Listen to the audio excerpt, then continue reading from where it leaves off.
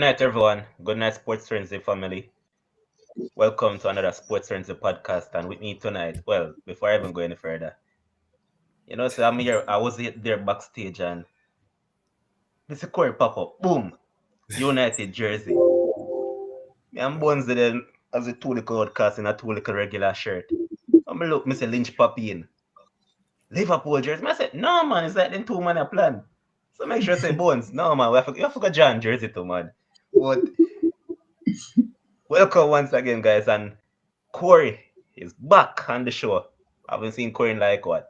Probably a couple of months now, about 2 months. Oh man, a month. And once again, we are sharing with us tonight again, the Arsenal man. Yeah. And we have Chris Lynch, the Liverpool man in the building. This is where I'm going to start it, guys. Well, I'm not going to exactly start it on this note, but while I was backstage, if I was in person, Corey and Sherwin would have dripped me up. The man and say, yo, tonight, pass and discuss Europa League. Yes, man. When I talk Bush League, the two man then me up backstage. Me have to tell the people. But this is where we're going to start it. So it's been finalized, it seems, and it has been approved by the government that champs will take place on the weekend of May 11 to May 15. Corey, sure that you'll probably be happy. Probably somewhat not, because you know that you're right across some of those noisy people on North Street. But they said that they're going to retain the trophy this year again. But retain? Nobody never went last year. Retain? Oh, man. Nobody never went last year. But remember that they're the last one to win it. So still have to retain it. Okay. But the fervent people are saying that, no, man, this year will be much different. They're coming for it. And they mount a good challenge at the meet that kept the other day. And they said that they have a deep squad this year and a squad that can actually challenge for the trophy. Mm-hmm. I'm sure that the people from Red Hills Road might want to have a say about that too, but their team seems to be a bit weak this year. And on that note too, I see a lot of people saying that today is actually KC's birthday, so big up on the birthday, although me personally don't really like much KC people. Just get that out there. But at the end of the day, still, that aside, we're happy that the athletes will actually get a chance to actually showcase their talents, because it was said that a lot of the athletes were frustrated that there's more than likely no chance this year, and some of them had hoped for scholarships overseas and things like that, and this would have hampered them a lot in terms of getting that. But it said that it's finalized and it has been approved by the government, so I'm sure everyone on this panel and everyone at Sports Friends is actually happy that we'll actually get some track and field going, and let's see how this goes. But on that note as well, we're going to stick with tracks, and Christian Coleman actually got his 2-year ban cut down to 18 months by the Court of Arbitration of Sports, and they had said that the person that reached out to him could have called him because he was in close vicinity, so had they called him, he would have reached home within the 1 hour time frame. Mm-hmm. What I want to get though, I'm going to ask Chris the question. If I'm responsible for testing you, right? And you know that I'm coming on that specific day, do I need to call you to still inform you that I'd actually be there? Or you being the athlete should have more responsibility and actually be there, so whenever I show up, you'll actually be on point for me to do that? And the reason I ask this, Cass ruled it in his favor. Well, they cut it down by 6 months, yes.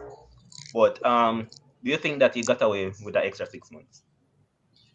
Yeah, because these circumstances is not just a one instant thing. You would have to do it over a period of time, 3 times.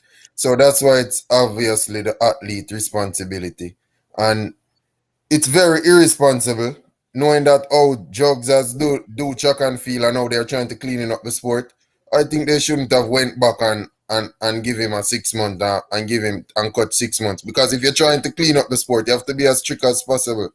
And they're not being strict when you go back and you're trying to clean up a sport that jugs is in it, all ends up. People don't think it's competitive. It is not as attractive because of the jugs, because people think that you're cheating. People in the sport is cheating. And I think that's a sad day for track and field fans. I don't think even the US supporters or most people who love track and field is in support of that. I think they should hold athletes fully responsible for that because they have a team and they are professionals. They get a lot of money for these stuff, and you should be responsible if you're getting so much money, sponsorships and all of that. So, but this is John from Cass. All right, Corey, I'm going to stick on the same note, and I believe it was that same particular year, the Bahrain runner, Salwid Head Nasser, also got banned for something similar, and she was seemingly let off as well. So, as Chris just pointed out, are we setting a good precedence for other athletes to be like, okay, if I do this, probably I just get a slap on the wrist and I might serve a 1 year ban or 18 months ban and then I'm back within competition once again. Is it a bad ruling by Cass or do you actually agree with it? Me, it's a bad ruling because that ruling not applying to the Jamaican athletes. I remember 2 years ago, about one or two Jamaican athletes did get caught up in the same predicament and they served their bans.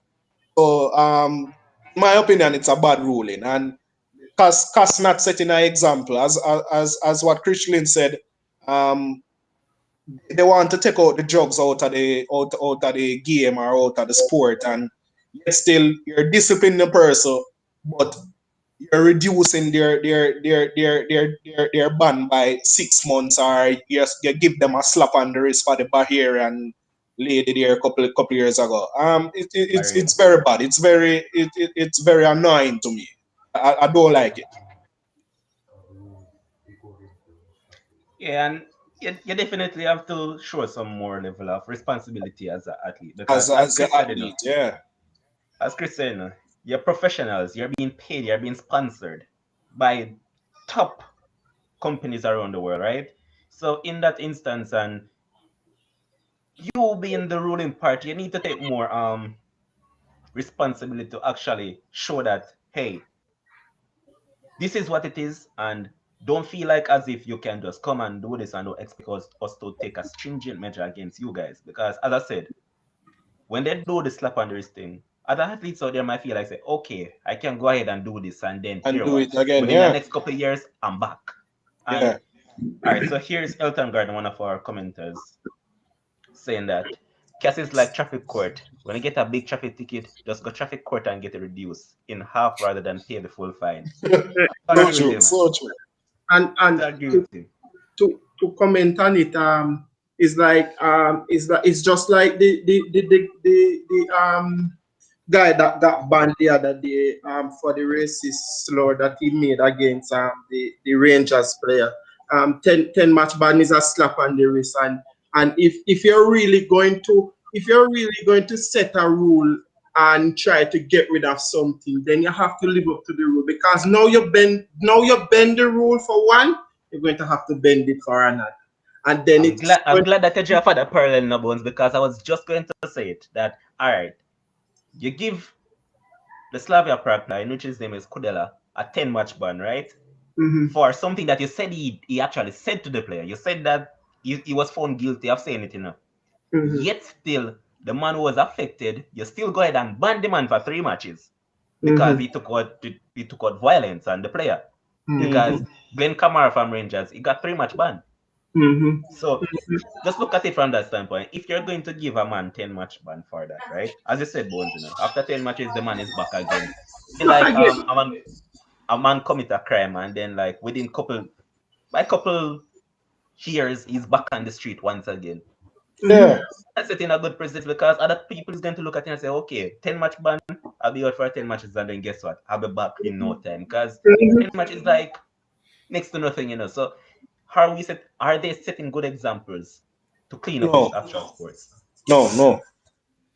Definitely not. They Definitely. make a big they make a big blunder when they let back Gatlin in, and now they're keep going back and doing the same thing basically. And it's a sport, like I say, it's one that is suspect of jug cheats in every case. It's a sport that is just suspect of that, and people don't trust it. So I don't see why they are so lenient.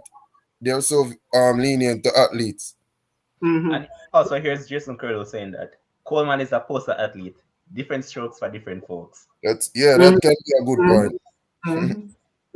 What he'll probably do, is use this 18 months now, right? Because they took off Yeah, it is 6. 18. He'll use this 18 months train, and then he'll just come back like nothing didn't happen. You get what I mean? And So also remember that the ban was last year, So Yeah, basically so no he almost competition took place over the past year or so, So exactly. he'll, yeah, he'll, it's he'll kind of be like ready he's for the not missing out on Olympics. anything. Go again. Exactly. He'll be ready for the Olympics. I don't think it will be up by then, No. but No. I don't think it will be up. But thing is that it was basically like next to nothing for him because there was no ongoing competition around the circuit, or even in the world. Exactly. So he served his ban and he'll be back anytime soon. But let me ask you remember, I think about 2 years ago when Andre Russell got banned? You remember? Yeah. Yeah. And he Yeah. Yeah. served his time. He didn't play cricket for about 1.5 years. Yeah. Why them can't do that to the Jamaican athletes? Good question. But it's a question that I don't. And I think it comes down to the governing bodies as well. If you look at it too, that the J3, when it comes down to the banning of athletes, they try to be more strict than other Strict. governing bodies across the world. I mean, not J3, I mean JADCO. Jadko, yeah, Jadko, you're talking. They actually try to be more strict than the other bodies Mhm. across the world because if you and as the producer is actually saying, it's not a case of trying. They always do it. It's something Yeah. that they have become known for. So they Mhm. always do this thing, and I'm like, why is it that we always try to stand out? Yeah, Why?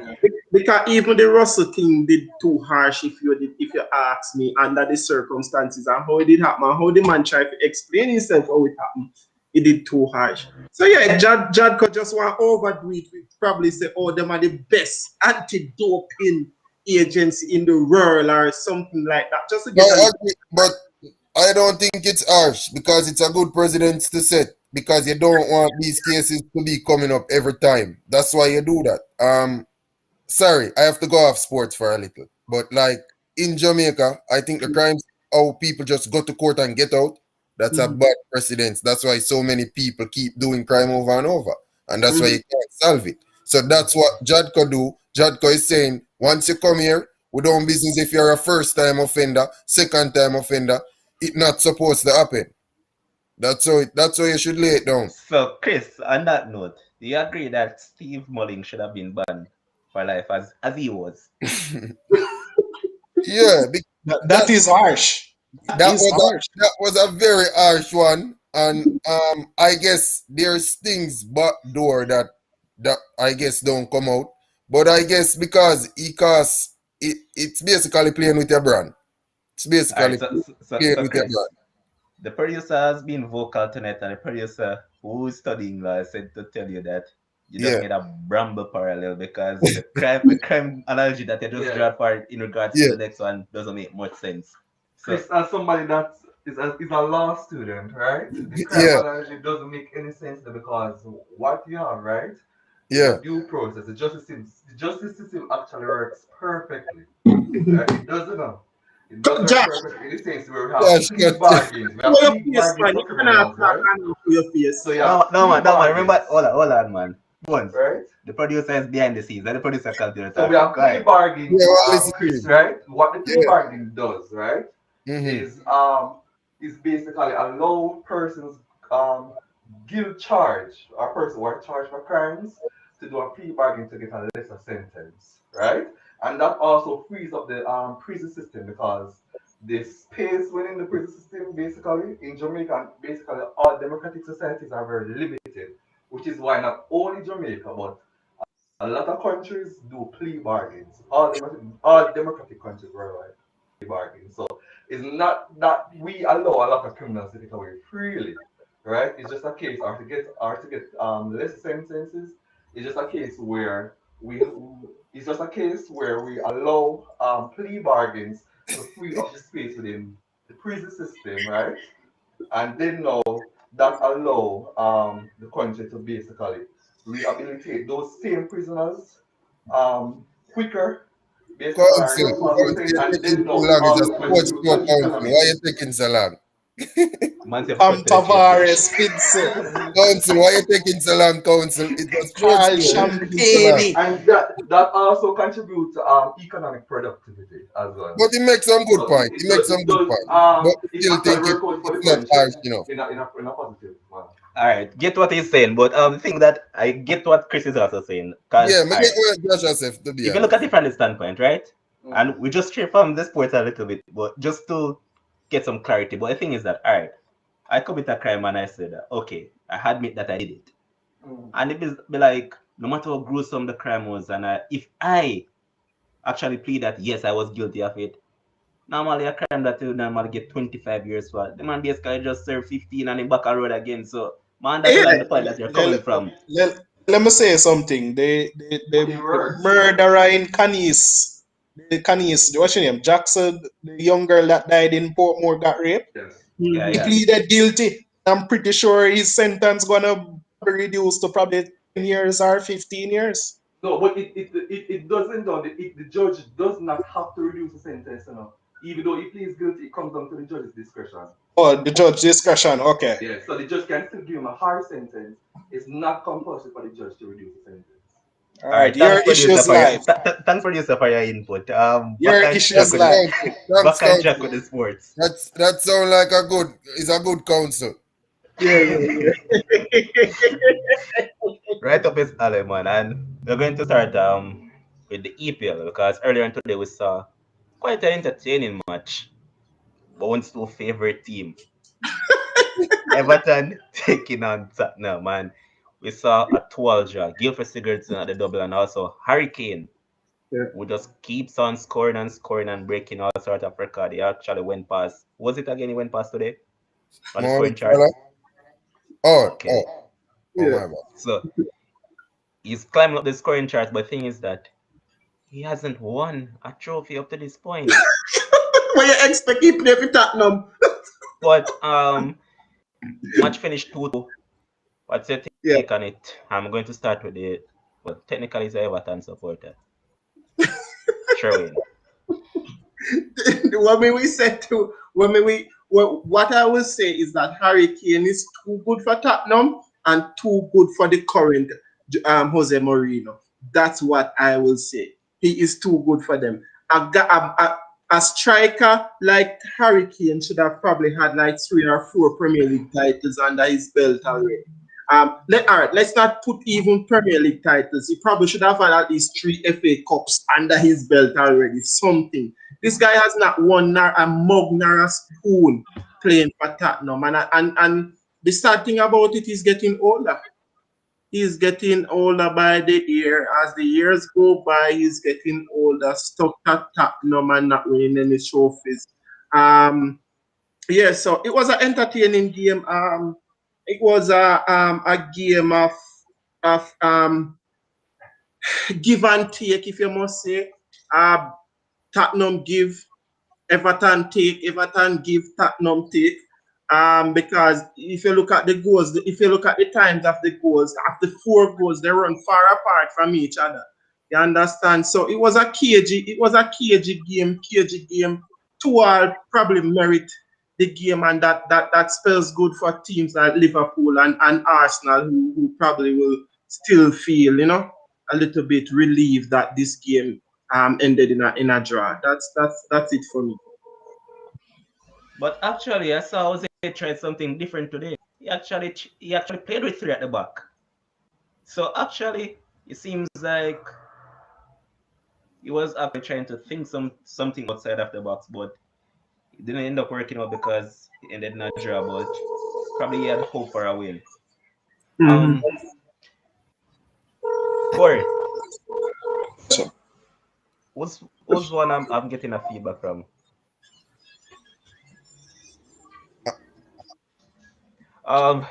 Tomorrow morning at 6:30 a.m. we'll see Newcastle taking on West Ham. The informed West Ham team with one Jesse Lingard that I'm sure that Corey probably wants back at United. Corey, what do you see this one panning out? West Ham versus Newcastle.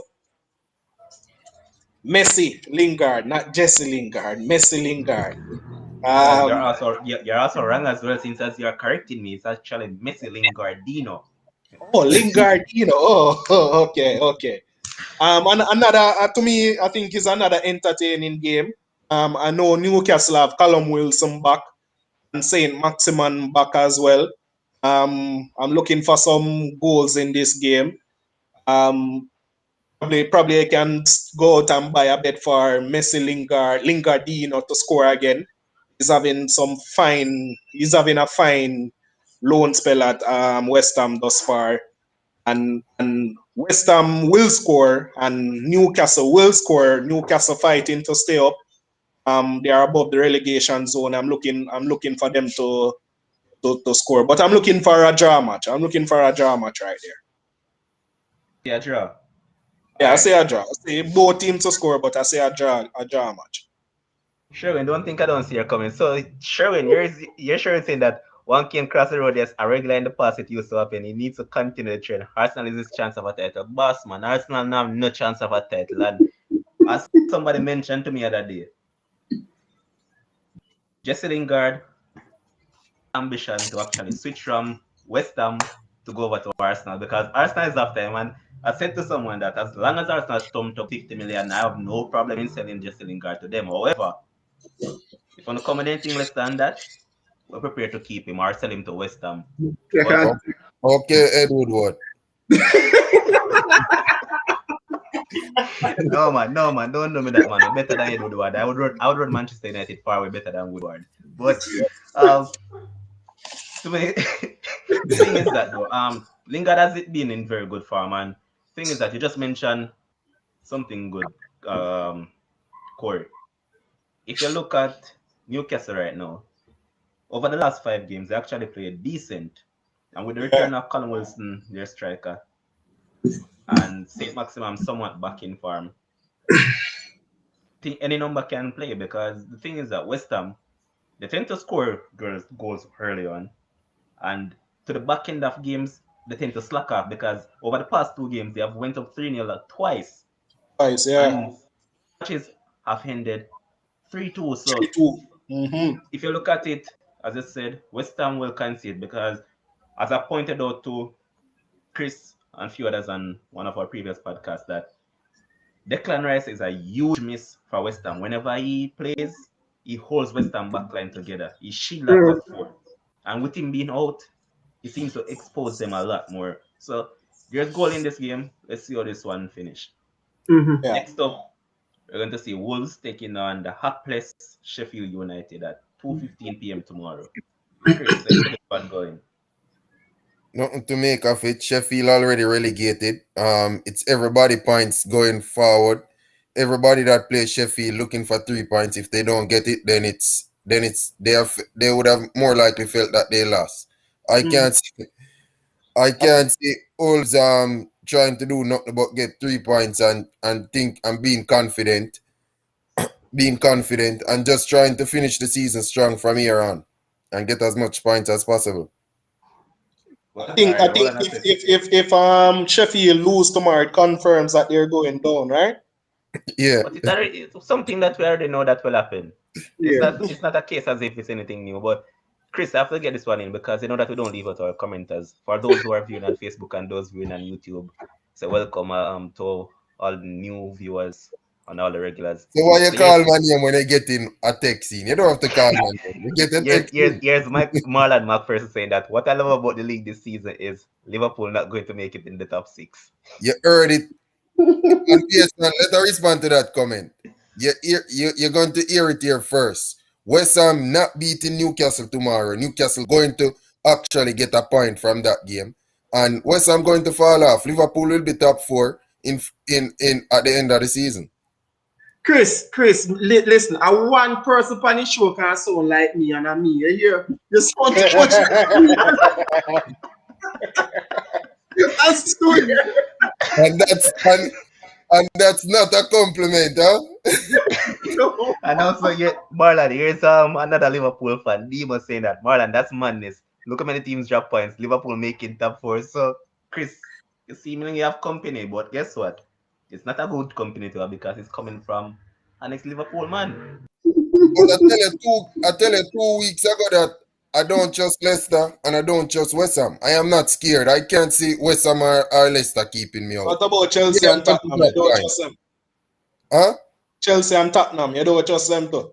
I Yeah, I can trust Chelsea, but not Tottenham. Mourinho basically come and admit that he doesn't have players that is up for the standard for this league. So you're basically not playing no ball for him when you come as a coach and saying your players is not at the standard for this league, and that's why they can't seem to go on a consistent run of games and win games. So I can't see Tottenham coming from it.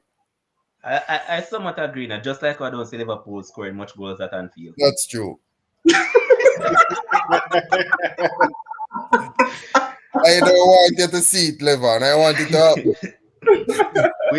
we shall see about that because nothing happens before time. Next up, on Sunday at 7:30 a.m., we'll see Arsenal taking on Fulham. And please, come on, man, Scott Parker. We needed to do a job. We need to keep Fulham in the Premier League because you guys play some good football. This Arsenal team is there for the taking. No matter how Bones want to use the hashtag ESR, that is Emily Smith Rowe, you have a RLC. You have Ruben Loftus-Cheek in the lineup, so you guys can do a job. With further ado, Sharon, how is this one going? You sure you're not in the park comedy bus? All I know, Sherwin, I just already said something to Chris, you said to Chris that there's only one man on the show can sound like you, and it's you. So you put a joke up on the show. All right, continue. I mean, I'm scared about this game, and you know why I'm scared about this game? Every time that Arsenal turns up a performance in Europe, they always come in the next Premier League game and just act like some little schoolboy, just learn to play football and whatever. But the game is at home. 3 points put us 4 points behind Liverpool and 1 point behind Everton and 2 points behind Tottenham. That is somewhere Arsenal should be at the end of the game on Sunday if they really want to say challenge to see if mathematically you can get a 6th place finish. They have to win the game. Honestly, with all the good work that Scott Parker has been doing with Fulham, the Arsenal team is going to be too much for them on Sunday, I believe. And I won't be surprised if Arsenal wins the game 3-0. Just the confidence that Arsenal is in at the moment. Lacazette can't stop scoring. Pepe playing really good for the past couple of games. Saka getting back to his best. ESR, right? ESR. Seems like you're coming to name more the entire Arsenal squad. Really and truly, one of the best players, creative players we've had in a while. I just can't see Fulham getting past us at the Emirates. I'm going for a 3-0 victory on Sunday, to be honest. And guess what? History also favor you guys now because Arsenal have never lost a home game against Fulham in 29 previous meetings. You have won 24, drawn 5, more than they have faced any other side at home without defeating our competitions. And guess what also? Fulham have lost each of their last 6 Premier League meetings with Arsenal, conceding 18 and just scoring 3 in reply. So history favor you guys. But as we always say, history and madness. Ball is not played on paper. So we shall see how this one goes. And quickly, I want to say speedy recovery to Pierre-Emerick Aubameyang. Yeah. About malaria. But Bones was so bramble that Bones said, see, I told you that something was wrong with the guy. Bones, the man never catch COVID from season start. I mean malaria from season start. So don't come give me that. The man has been off colors and off farm this entire season. You know what the Aubameyang did? The man just said, all right, hear what? I just want to collect the bag and then I live happy. The man get the yoke contract from that. Only thing I see that man doing is just beating Pierre rapper hairstyle. That's it. but Levan, at the time when we spoke about this, Levan, I was referring to the past couple of games. Jesus have mercy. Moving on. You know that to be and I'm serious and forgetting Jason. you know that Aubameyang has been ill from the international break. After the international, he was ill. He had malaria when he played Liverpool. This was almost 2 weeks ago or 3 weeks ago. So me just glad, and if we know malaria can basically take you out, put you 6'6", just like that. You get what I say? So me just really glad say them find out and then catch it and in full recovery right now. That is most important thing. But look how long the man now play good. I talk like say yo is malaria why the man performance the dip and thing like that. I'm saying he No, has been off color. yeah, This has been and 10 seconds. To be honest about it, Levan, a lot has happened in Aubameyang's life prior to this season especially, right? So me not go kill him. Me just want to see what happen next season, and if it's the same continuality, then we will agree with you if we say yes. In like Aubameyang a turn a piece of crap, and yeah. no man, the man don't turn out to be a piece of crap. The man just secure the bag and that's it. The man just want to say money well nice and then yeah, he's good. But I just hoping that Fulham can actually pull off something Sunday morning. As Jason said, ESR early Sunday morning result. I just hope Why that not happens. tell you? Why not tell you? Next up on Sunday, we'll see Manchester United taking on Burnley at Old Trafford at 10 a.m. Corey, I'm going to start with an argument that I saw earlier this week making the rounds. Your player, Paul Pogba, came out and said that the relationship with Mourinho was a very strange one because initially you saw that they were actually good. Everything was good between them, and then he himself can't explain as to why the relationship broke down. Up to this very point, he still can't say why it broke down. But I said that the difference between Mourinho and Ole is that no matter how Ole might bench a player, he's not going to throw him away to the wayside. Probably at some point he might give the player a chance again. Well, once Mourinho bench you, Mourinho throw you aside, that's it for you. And he also made mention of Luke Shaw that Shaw was one of the players who suffered under Mourinho. And now look at him. Said that Ole man management is actually very good. I say this to say that how much ratings do you actually give Ole? Because I know that you're one of Ole's biggest fan. But do you actually see a huge gap in terms of player relationship with manager under Mourinho in comparison to under Ole? And do you see the players improving from then to now?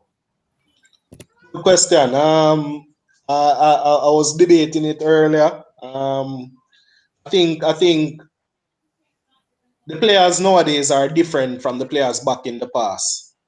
Back in the past, I'm referring to Drogba, Makalele, Anelka, those players. These players nowadays are more of the gram, more of the spotlight and the highlight. And you have to know how to deal with them. You have to know how to discipline them. And I think Ole has done that properly when you compare to Jose Mourinho.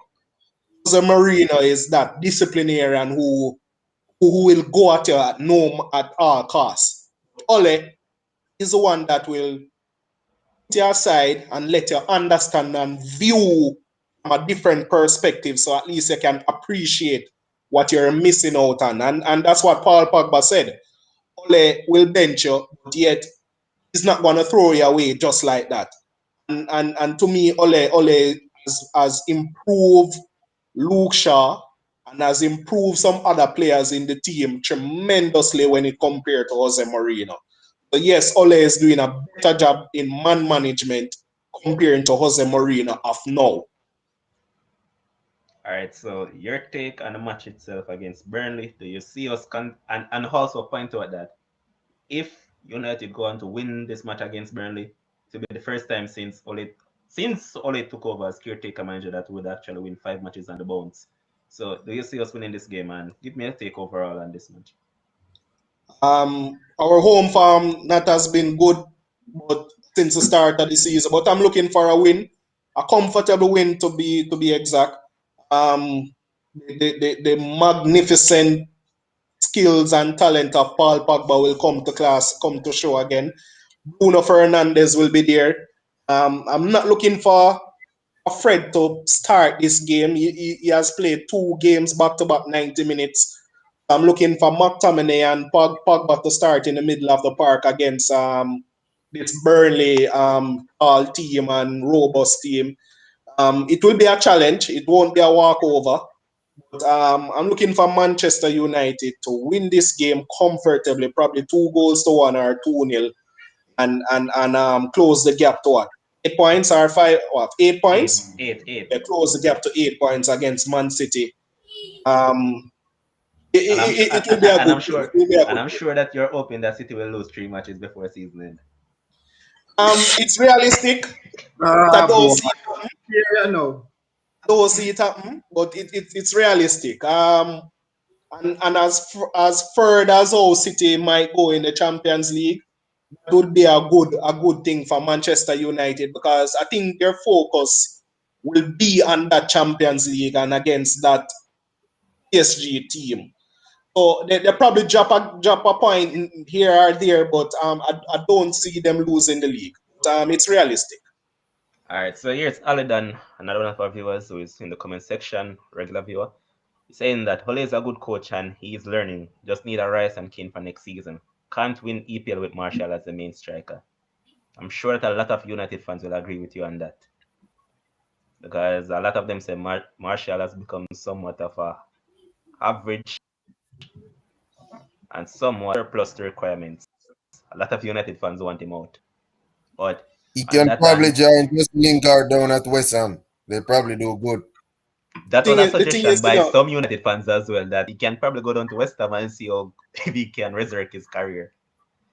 But the thing is, I heard a lot of people say Marshall will leave this season, but with the fact that Cavani plans to leave as well, I don't see Marshall leaving this season. I think they will give him another season to prove his worth, and they Again. probably bring in another striker to help up top. But I don't see Marshall leaving at the end of the season. he won't. And- He won't. And that's why your comment is the reason why Manchester United, teams like Manchester United and Arsenal cannot win back the league. We're giving these players too many chances. They are not good enough to win us the league. Many of them, get rid of them. Simple 1-2. Yes, Get rid just of like just like Granit Xhaka, eh? Yeah, he's not good. They're not good enough to you have them 3-4 years and you're gonna try with him one more season. You cannot win anything with the guy. Get rid of him. It's simple. All right, my That's what boss. that's what Mourinho was saying. That's what Mourinho was alluding to the other day when he was talking about his players. He was saying he basically sees enough. They're just not showing the quality that they can play in the league. But Chris, I can tell this much. I personally don't listen to nothing Mourinho say. Time up. Because if it was left up to Mourinho, there would be no more Luke Shaw at United.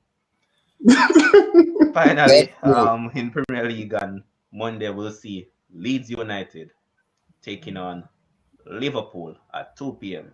at Ellen Road. I'm asking Leeds United for one favor.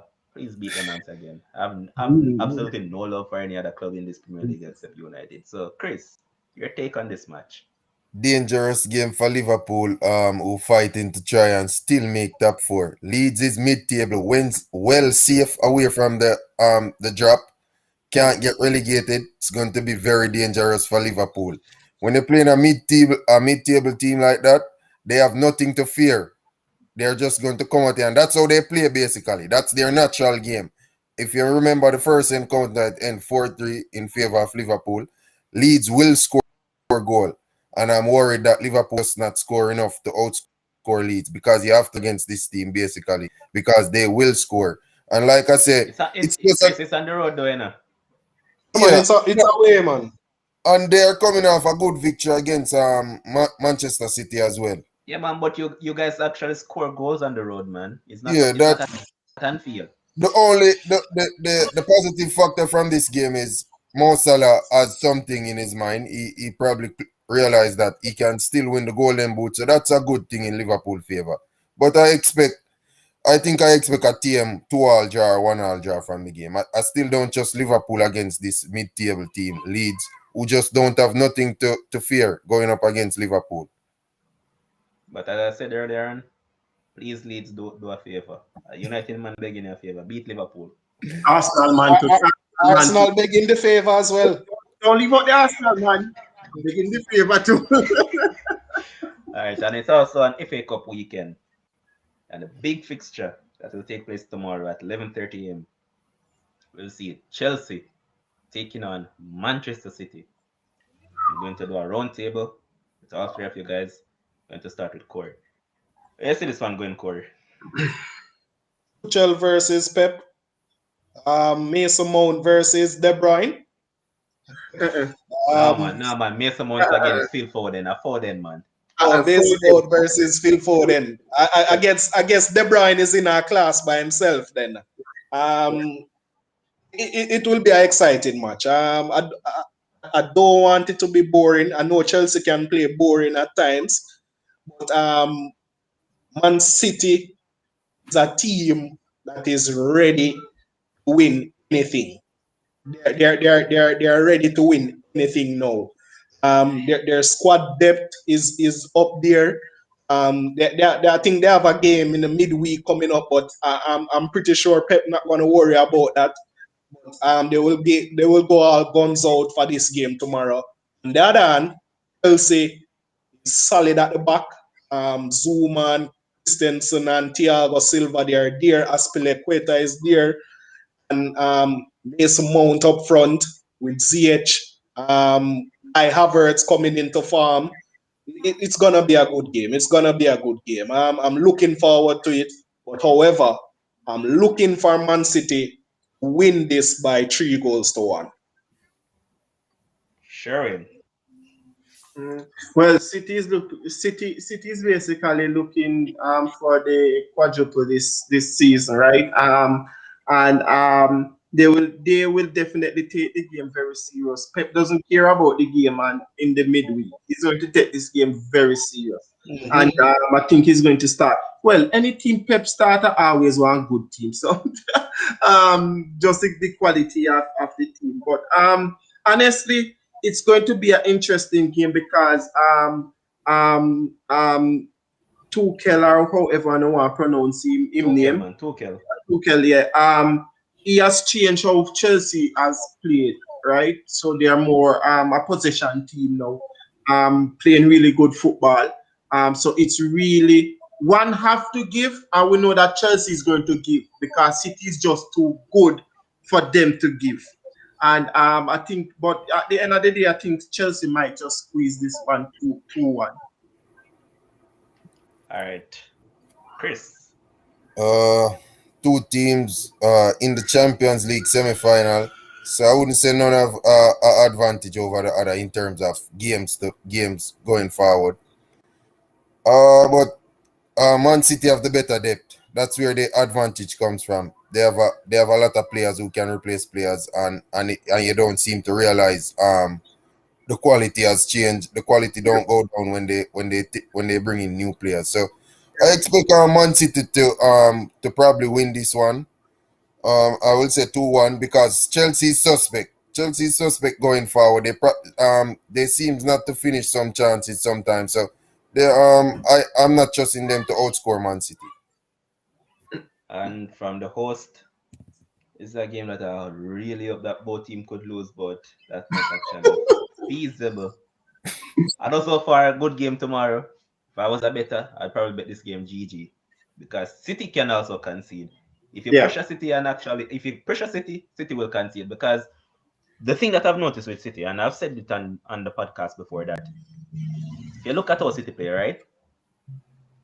They likes ball retention. And if you look at when one particular player of the ball, you notice that there's probably 3 or 4 players in close proximity on that particular side during that play, because they know that they do a lot of one-touch passing.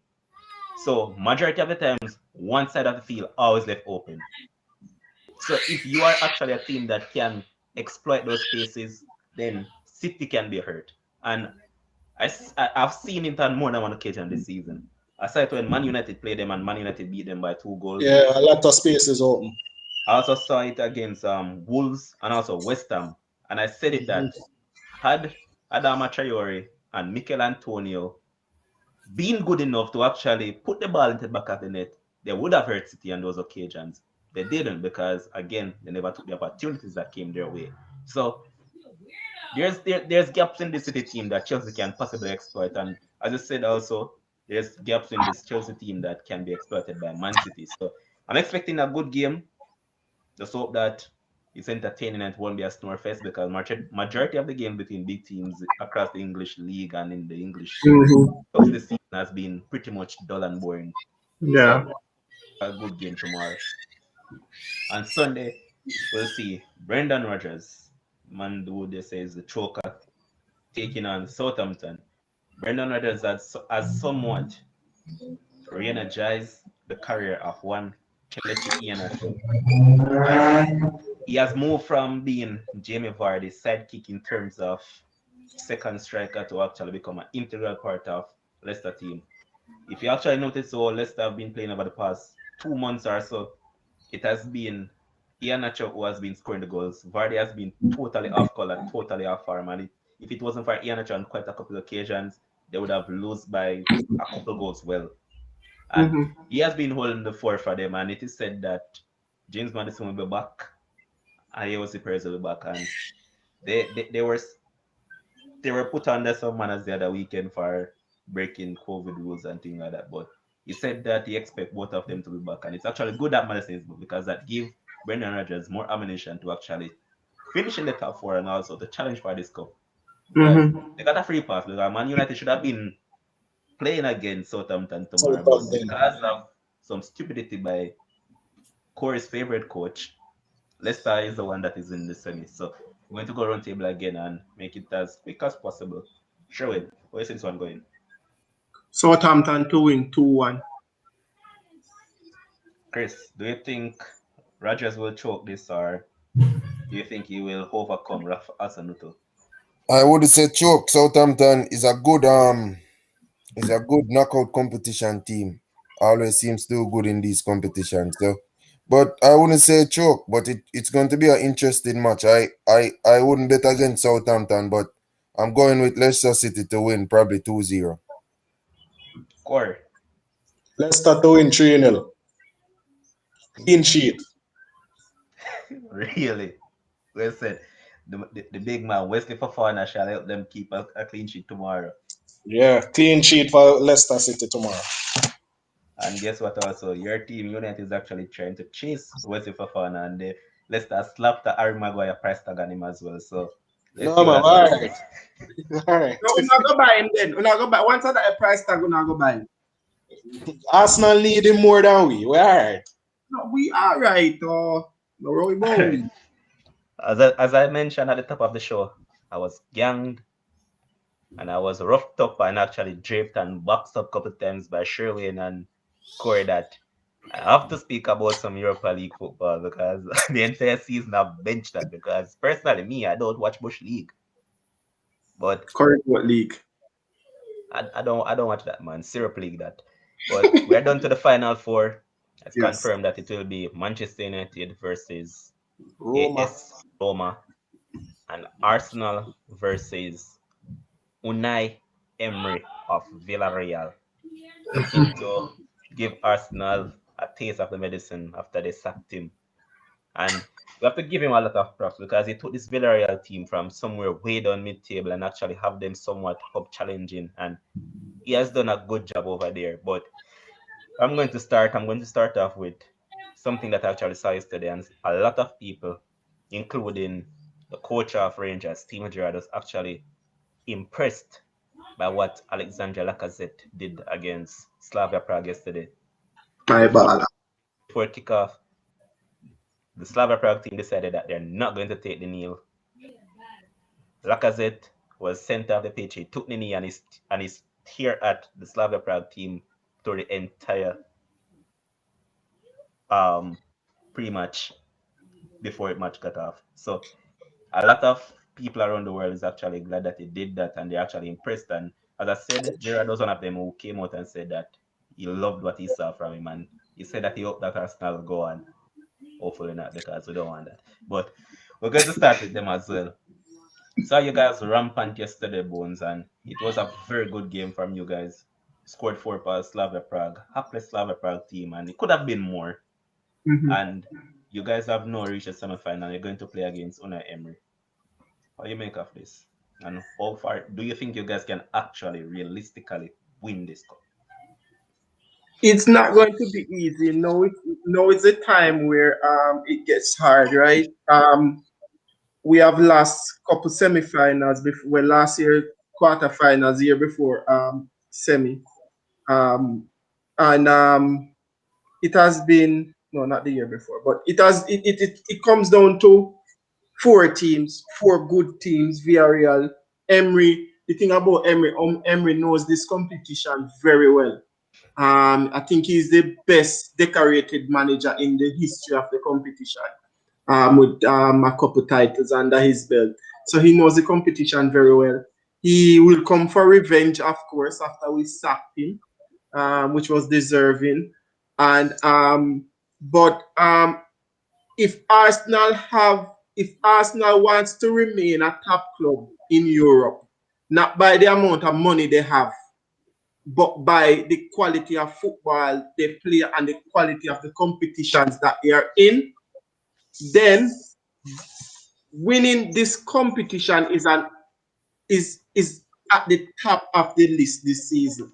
This competition gets Arsenal. This competition with Arsenal finishing 10th puts them in the Champions League, right? And put them back challenging for big titles, because it will open up an avenue to sign better players than we have signed over the last 3 or 4 seasons not being in the Champions League. With that said, it was a good game by the lads. The young boys stepped up yesterday and they really dominated the game, and that's what they want to see from an Arsenal team, and more so against a team that has been against a team that has been um, criticized for its handling of the racial situation. These are the things that they want to see, and personally, I'm happy that everybody, like in the entire the entire England, the entire United Kingdom was actually supporting Arsenal to win the game yesterday than ever before. So yeah, so if Arsenal wants to get into the Champions League, they have to win the Europa League. That's it. That's It's actually good at the point that it was the United Kingdom that actually wanted you guys to win, not Jamaica as well. Because I personally, I never wanted you guys to win. But finish up your statement. yeah. So yeah, whatever. So we have to win it. We don't have a choice. We don't have a choice. We just have to win it. That's just it. We don't have a choice. All right, Chris, do you think this Villarreal side is good enough to actually beat this Arsenal team? And also point out that Unai Emery has won this trophy 3 times. So do you think that they can get past Arsenal, or will Arsenal stop them? Yeah, I will take Villarreal definitely start this one as favorite. Emery, he has a chip on his shoulder, definitely has a chip on his shoulder. But I think Arsenal is too inconsistent, and I think the Villarreal team, you, they won't allow Arsenal to be inconsistent and missing chances and get away. So I'll take them to win this fixture. All right, and now we move on to the fixture that Corey has been begging me to talk about this for the longest while. But boss man, I don't like Europa League. Once I was in Europe in Champions League and I drop out of Champions League, I don't care about Europa League. But now Man United has made it to the semi-final, and here they are pitted against AS Roma side, who has been pretty much inconsistent right throughout the season. They don't really have a goal scorer, because I see a lot of people say that, oh, Edin Dzeko, the former Man City man, coming up against United might have a chip and shoulder. Boss man, Edin Dzeko has been nothing short of disappointing this season. The man who has carried the Sure. fort for them this season has been Borja Mayoral, and he's up and down as well. Mkhitaryan playing for them in and out of the team. Chris Smalling as well. He has failed to keep his fitness level up this season. And I want to say all the best to Chris Smalling and his family, because they were robbed at gunpoint earlier on yesterday in Italy. So hope that he recovers from all of that trauma and everything is good with him. But where's this one going, Corey? Um, Looking forward to that game. I am expecting Manchester United to win, of course.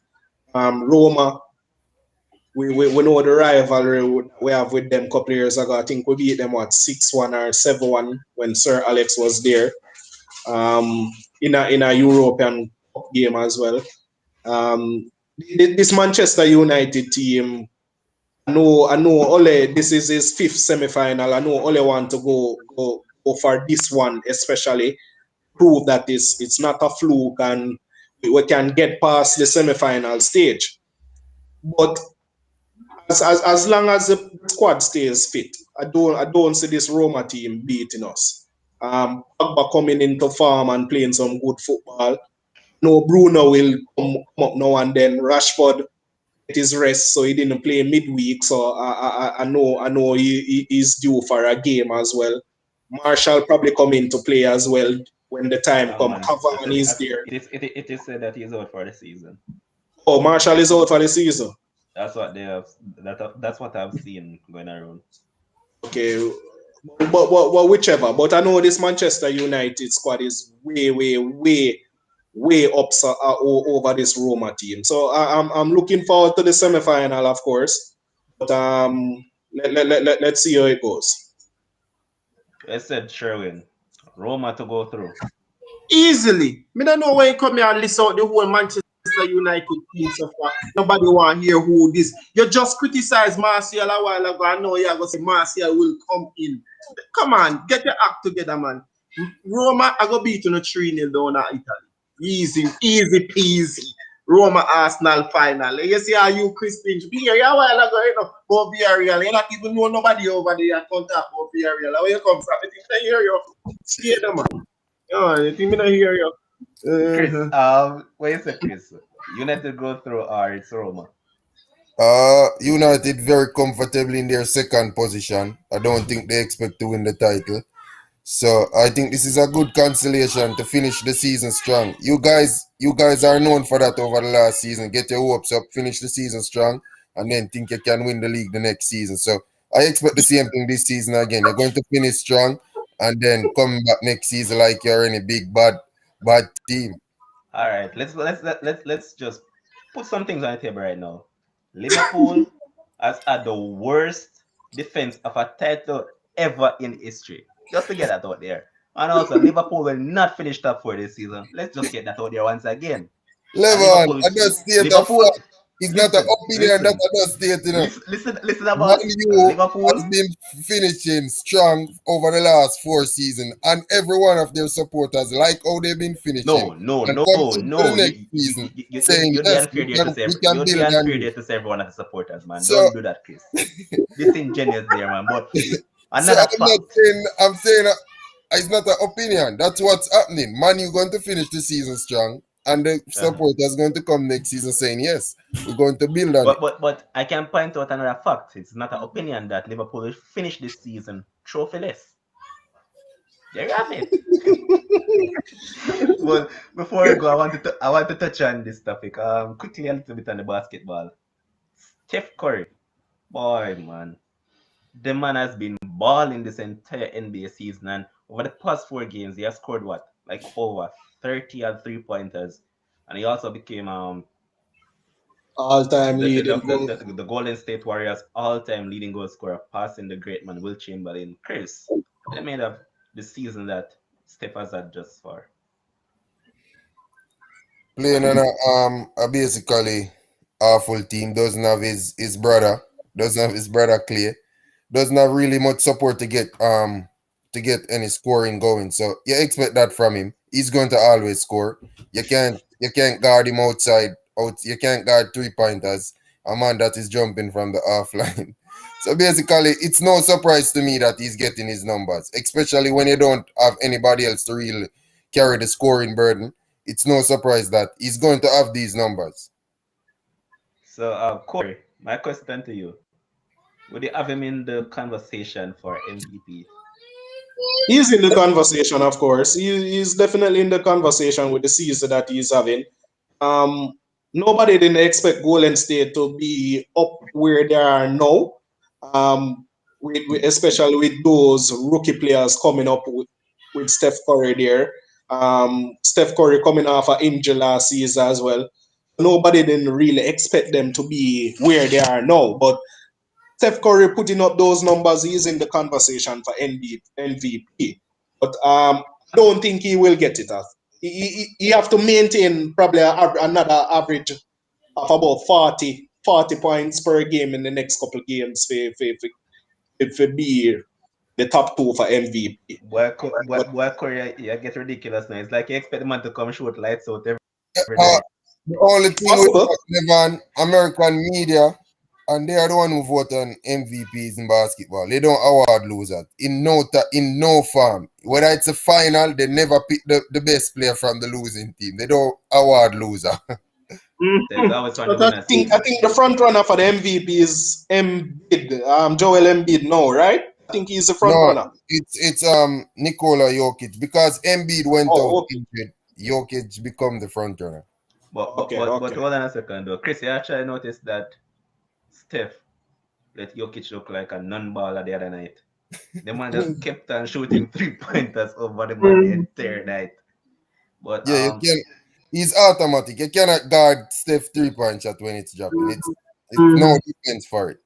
You just have to True. hope that it doesn't go when he shoots. And on that note, we have come to the finale of the live. It was once again a very good show. At one point, we had over 40 viewers, easily over 200 comments. And as I mentioned throughout the live, I want to say thank you to all our first time viewers, to everybody that tuned in from the YouTube channel and support us at Sports Frenzzyy on YouTube, and to all our viewers every night. You guys are the one that makes this possible, along with our producer who made a brief, well, he didn't make that appearance because Council you didn't Josh. see him, Josh but Carl Finson, Carl Champagne. no, man. Take off the fins and champagne, man. This is Josh Carl. This man will Josh this man Area will be. Lord Josh Carl. Yeah, man. You guys are looking at the man that will take over the reins as the best lawyer out of Jamaica. Right. just Right. let's just get that out there as disclaimer. Yeah, and shout But out to the viewers who were enjoying the better red. So thanks to the viewers who were enjoying the better red. Thanks for showing appreciation. I saw it in the comment section. It's a fact. It's a fact. It's not an opinion again. Levan, what's wrong with you? which Wrap up, which red Sir is the better Levan. Wrap red? up. But I want to say thank you guys for tuning in, and let's go out and just enjoy a weekend of football and whichever sport is taking place, because there's also IPL going on. IPL. Yeah. Chris Gayle had a horror show today. They were absolutely bamboozled by CSK. But just go out and enjoy some sports. A lot of sporting action taking place. But tomorrow will be a tough day for bettors. Hope that you guys will win. Don't see any clear-cut matches, but hope that you guys will actually win something. Until next time, which more than likely probably Monday. Take care. Peace out. Stay safe.